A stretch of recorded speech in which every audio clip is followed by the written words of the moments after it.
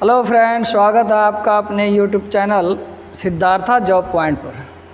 दोस्तों, ये जो चैनल बनाया गया है अभी सीटेट 2021 को देखते हुए बनाया गया है कि आप कैसे सीटेट 2021 को क्रैक करें और बिना टेंशन के, बिना तनाव के हम किस तरह से पढ़ें जो हम सीटेट 2021 को क्रैक करें।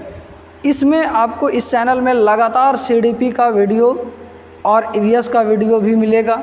6 to 8 वाले के लिए सोशल साइंस का भी वीडियो मिलेगा।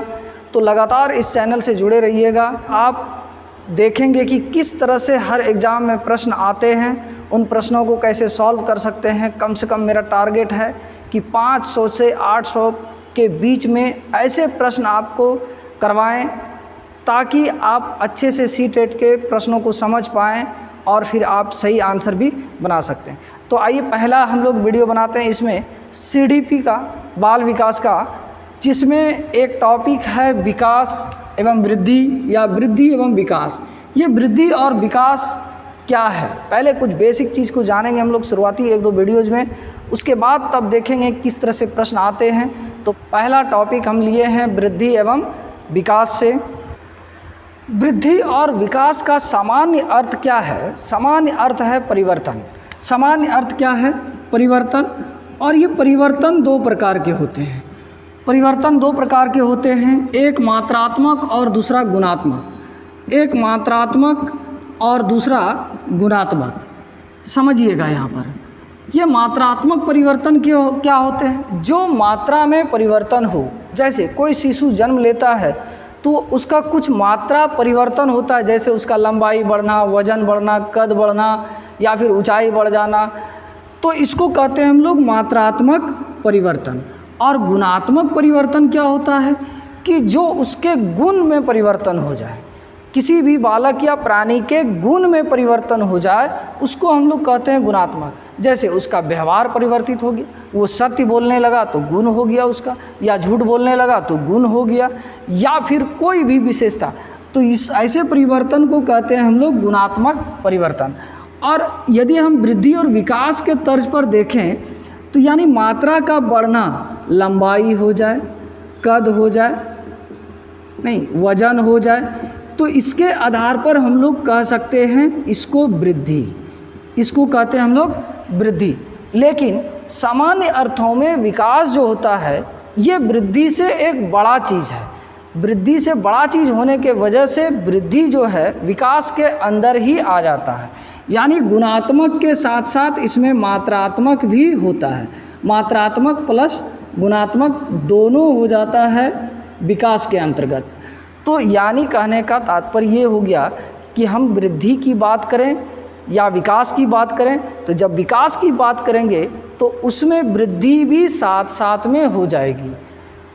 इसमें हम लोग अंतर भी देखेंगे, वृद्धि एवं विकास में अंतर क्या है, एक एक पॉइंट करके देखते हैं, एकदम बहुत आसानी से समझिएगा। तो हम लोग देखते हैं इसमें वृद्धि और विकास में मूल अंतर क्या है।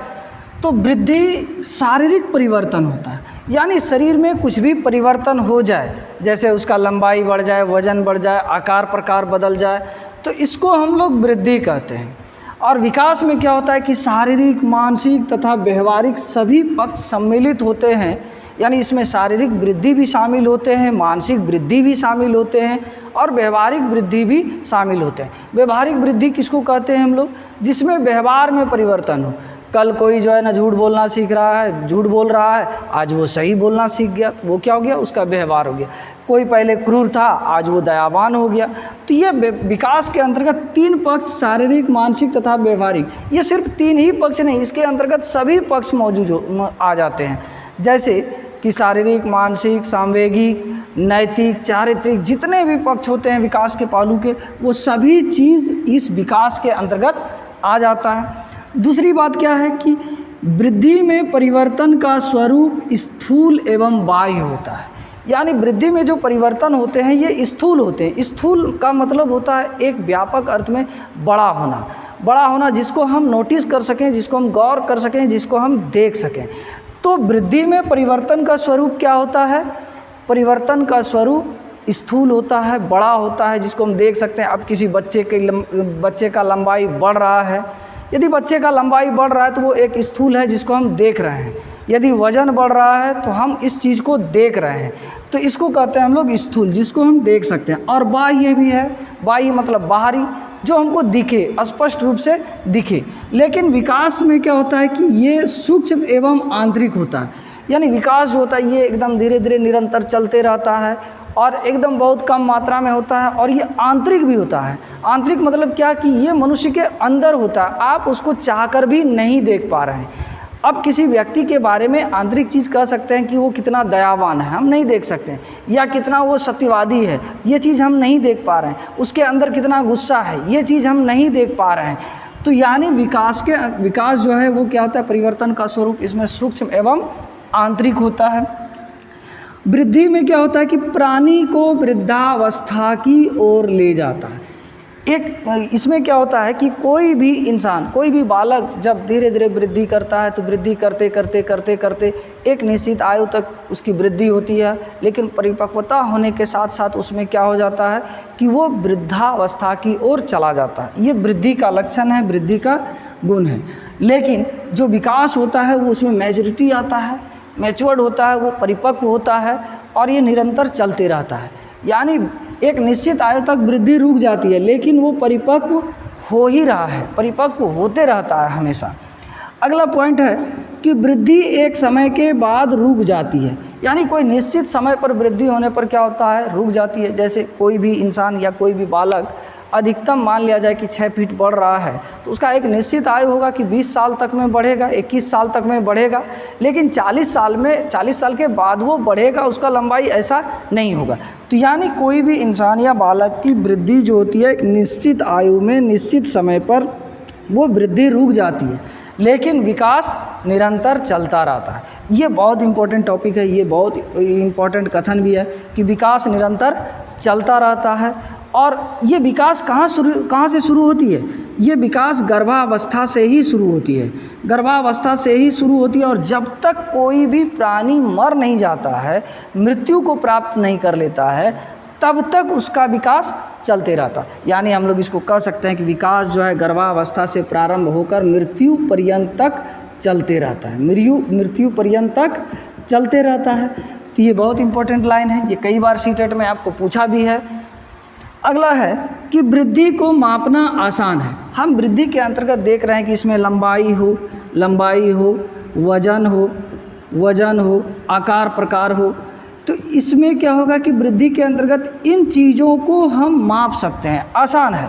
यदि कोई बालक 6 साल की आयु में यदि लंबाई जितनी है 8 साल में फिर मापेंगे तो हमको पता चल जाएगा कि उसकी लंबाई कितनी बढ़ गई या फिर वजन कितना बढ़ गया। लेकिन विकास को मापना कठिन होता है, विकास के अंतर्गत कि वो कितना उसका बुद्धि हो गया, कितना उसका विचार बढ़ गया, सोचने समझने या समस्या समाधान का कितना तरीका बदल गया, हम उसको नहीं माप सकते हैं। तो इसीलिए ये विकास को मापना कठिन है। तो ये था वृद्धि और विकास। वृद्धि और विकास को एक बार और देख लेते हैं कि वृद्धि क्या है, एक शारीरिक परिवर्तन है। विकास क्या है, विकास वृद्धि का ही बड़ा रूप है। वृद्धि भी विकास के अंतर्गत ही आता है, जिसमें शारीरिक, मानसिक तथा व्यावहारिक सभी चीज़ आ जाता है उसमें। और इसमें वृद्धि का परिवर्तन जो वृद्धि में परिवर्तन का स्वरूप स्थूल यानी बड़ा होता है, और फिर बाह्य भी होता है, बाहरी भी होता है, जो हम देख पा रहे हैं। और विकास में ये सूक्ष्म एवं विकास में परिवर्तन का स्वरूप सूक्ष्म एवं आंतरिक होता है। तो ये था आपका वृद्धि एवं विकास। अब हम लोग देखेंगे इसमें अगले वीडियो में, अब आगे देखेंगे हम लोग कि विकास के क्या क्या से नियम हैं। तो ये था वृद्धि एवं विकास। हम अगला टॉपिक देखेंगे हम लोग कि विकास के क्या क्या नियम हैं, विकास से संबंधित क्या क्या मनोवैज्ञानिकों ने सिद्धांत दिए हैं, उसको देखते हैं हम लोग।